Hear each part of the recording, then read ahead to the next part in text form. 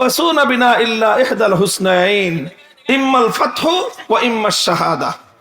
আমাদের জন্য দুটো পরিণামের যে কোনো একটা অপেক্ষা করতেছি। কয়টা পরিণাম? দুটো। এবং দুটোই আমাদের জন্য ভালো। একটা পরিণাম হয় আমরা বিজয়ী হয়ে আল্লাহর জমিনে আল্লাহর কোরআনের রাজ কায়েম করব। আরেকটা হয় আমরা পরাজিত হয়ে শহীদ হয়ে খোদার জান্নাতের মেহমান হব। আর কি করবেন? আর কি করবেন? হয় বাঁচবো না হয় মরবো। বাঁচলে গাজী, মরলে শহীদ। আচ্ছা বলেন, গাজী হইলে লাভ বেশি না শহীদ হইলে লাভ বেশি? ওটা তো লাভ আরো বেশি। তুমি আমার ক্ষতি করবা কিভাবে? আমি যখন আল্লাহর কোরআনের পথে, আমি যখন হকের পথে, আমি যখন ইসলামের পথে, আমার ক্ষতি করার সাধ্য তোমার নাই। আমাকে তুমি মারতে পারবা, আমাকে তুমি বাধা দিতে পারবা, আমাকে তুমি কাটতে পারবা, আমার কণ্ঠ তুমি রুদ্ধ করতে পারবা, আমাকে তুমি জেলে পুরতে পারবা, আমাকে তুমি নির্যাতন করতে পারবা, কিন্তু আমার ক্ষতি তুমি করতে পারবা না। মূল নীতি এটাই। হযরত ওমর ফারুক রাদিয়াল্লাহু তাআলা আনহু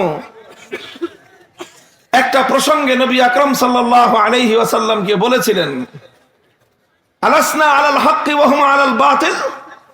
ইয়া রাসূলুল্লাহ, ব্যাপারটা কি এমন নয় যে আমরা হকের উপর ওরা বাতিলের উপর? হ্যাঁ, কথা ঠিক, আমরা হকের উপর ওরা বাতিলের উপর। আলাইসা কাতলানা ফিল জান্নাতি ওয়া কাতলাহুম ফিন নার। আমরা মরলে খোদার জান্নাতে যাব, আর ইসলামের বিপক্ষে থেকে মরলেই খোদার জাহান্নামে যাবে। কথা ঠিক? আল্লাহর নবী বললেন, হ্যাঁ তাইলে ঠিক, কথা ঠিক।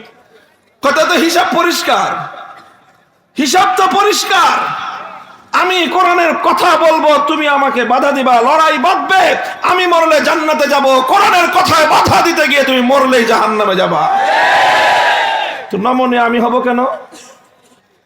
আমি যেখানে বাঁচলে গাজী, মরলে শহীদ, দুনিয়াতে থাকলে ইসলাম কায়েম হবে, মরে গেলে জান্নাতে যাব, তো আমি মাথা নত করবো কোন দুঃখে? মাথা তো তোমাকেই নোয়াতে হবে। যদি তুমি নিজের কপালে ভালো চাও, মাথা নোয়ায় ভালো হয়ে সামনে চলে আসো। এই হলো কথাটা, নসিহত এইটা। এই পরাজিত পরাস্ত শক্তির প্রতি নসিহত এই। আপনাদের 50 বছরের বিগত দিনের রাজনীতি, আপনাদের চলার পথ পর্যবেক্ষণ করলে এটাই হলো আপনাদের সবচেয়ে বড় ভুল, যে আপনারা আলেমদের কাছ থেকে আপনাদের ভুল ত্রুটি সংশোধনের কথা বরদাস্ত করতে পারেন না। আপনারা চান সব হুজুররা আপনাদের চাটুকারিতা করুক, আর যেই হুজুর আপনার সমালোচনা করবে আপনি সেই হুজুরের ঘাড় মটকায় দিতে চান। মনে রাখেন, এক হুজুরের ঘাড় মটকাবেন, তার ঘাড় মটকানো রক্ত থেকে 1000 হুজুর জন্ম নিবে। পারবেন না, অতীতেও পারে নাই। বহু এরকম অতিক্রান্ত হয়ে গেছে, অনেক প্রতাপশালী, অনেক রাজা বাদশাহ অতিক্রান্ত হয়ে গেছে। যে সমস্ত রাজা বাদশাদের নাম নেওয়ার মতো দুনিয়াতে আজ কেউ নাই, কিন্তু হক্কানি উলামায়ে কেরাম যারা কোরআনের কথা বলে গেছেন, যারা ইসলামের কথা বলে গেছেন, যারা হকের ঝান্ডা সমুন্নত করে গিয়েছেন, তারা শাহাদাত বরণ করেছেন। কিয়ামত পর্যন্তের জন্য দুনিয়া এবং আখিরাতে আল্লাহ পাক তাদের নামকে চমকায় দিয়েছেন।